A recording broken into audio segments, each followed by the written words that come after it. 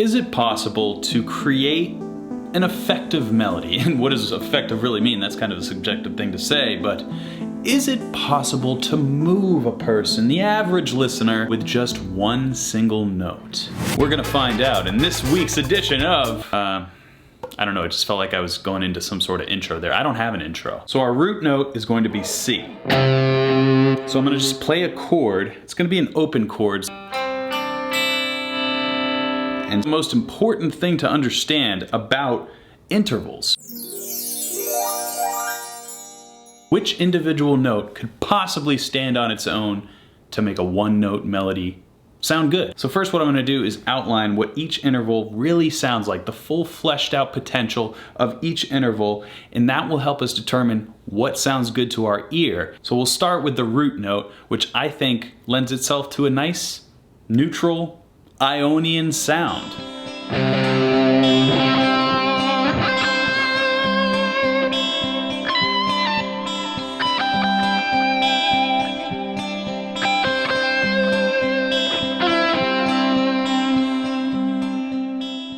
Now as we move on, we have the flat 2 note. So you can think of this in a couple different ways. You can think of the root becoming a different mode of the major scale, so instead of staying in the C Ionian sound,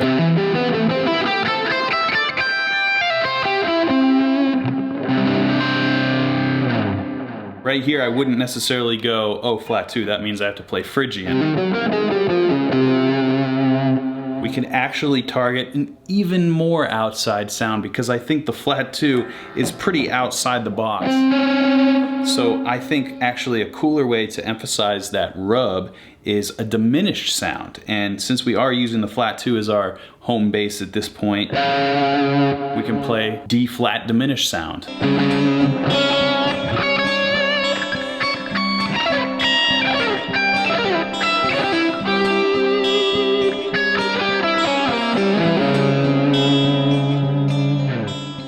Moving on here, the major 2 or the 9, whatever you want to say, this has a suspended sound to it, so you can really accent this.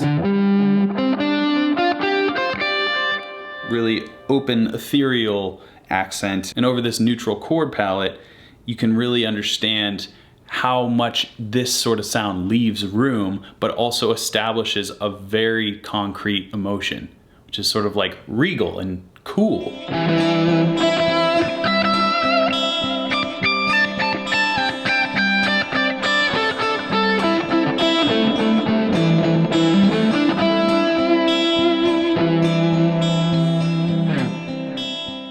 Now we're going to move on to the minor third and the major third. So the minor third, there's a couple different ways you can look at it.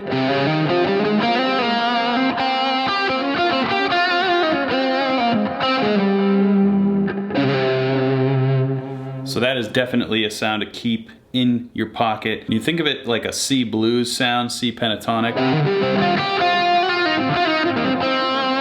Emphasizing the flat third and the major third in these licks is a great way to give them context so you can really dance in between the major and minor sounds.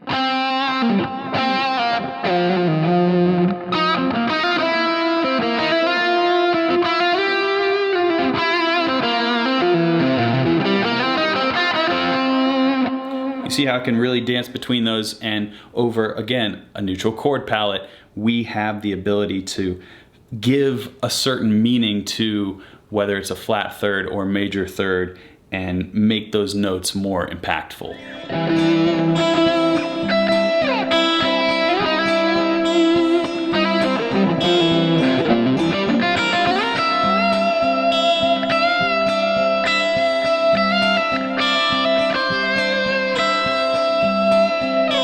As we go on to the 4th note and the sharp 4, we have Lydian.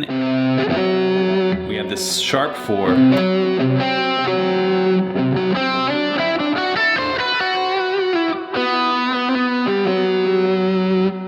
So this sound and the Phrygian sound are two very distinct sounds, and I think both of them are valuable. Again, taking it at this face value with the C as the root, you can really start to feel what these intervals can do over a chord.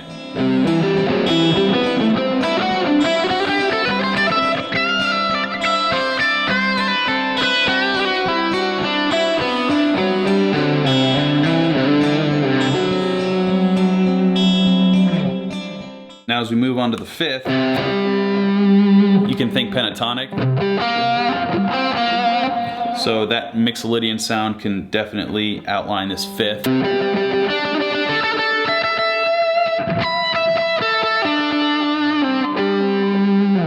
you can also think about the blues scale for the flat 5, throwing that in there, again, just like we did with the thirds.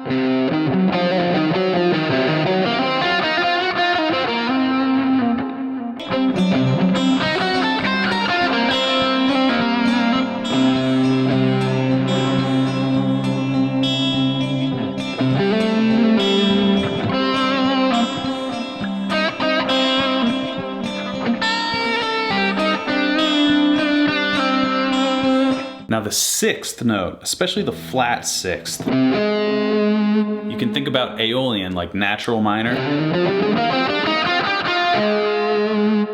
Or you can think about harmonic minor. I know that the raised seventh is sort of the key differentiator between harmonic minor and natural minor, but I do think you tend to harp on the flat sixth and harmonic minor more than you expect. It kind of gives context to the rest of the intervals in that tonality. So like,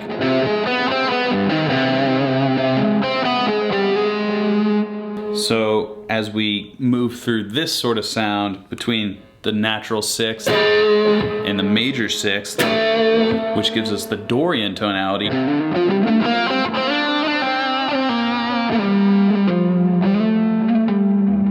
see what those two flat sixth and major sixth sound like together.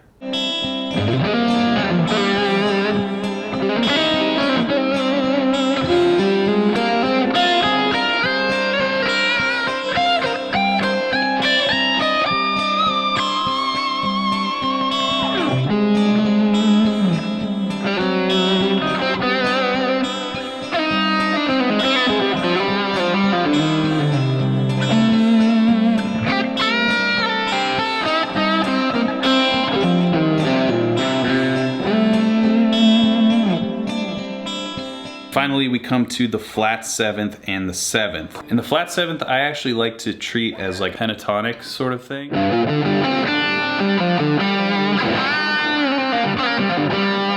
you can add in the major third, just like we did at the flat third. You can add in a mixolydian tonality, in this case, a G.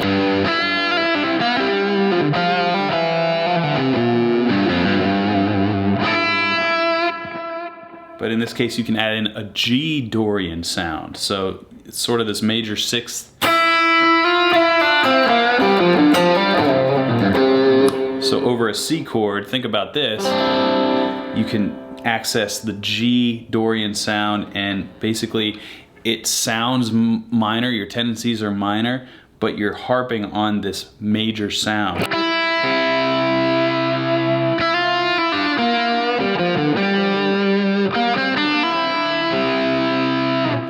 Which can be very, very fun. And then of course the natural seventh, I think, is sort of along the lines of Ionian, but it's just a different frame of mind, a different emphasis. So you're emphasizing this moment of resolution, but it's in kind of a beautiful context.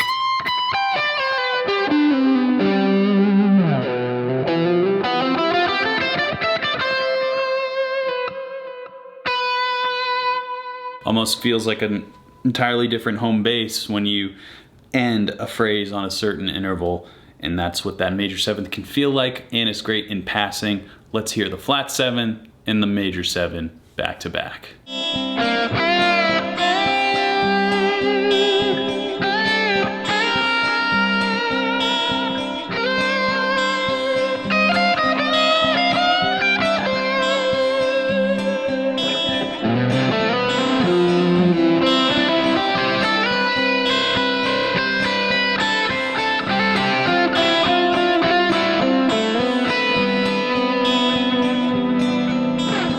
So how do you make a great one-note melody? Well, you have some very lovely chords underneath. And I'm going to take this same chord voicing and I'm going to move it up.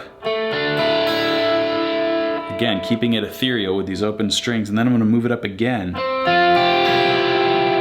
So the context is C, D, F. And for each of those, I'm going to choose a note that I think sounds the coolest over each chord, and then I'm gonna get to, it's gonna be like a 4-bar repeating phrase. And I think we'll find that if you have the right harmony and the right understanding of an interval, you can make a great one-note melody.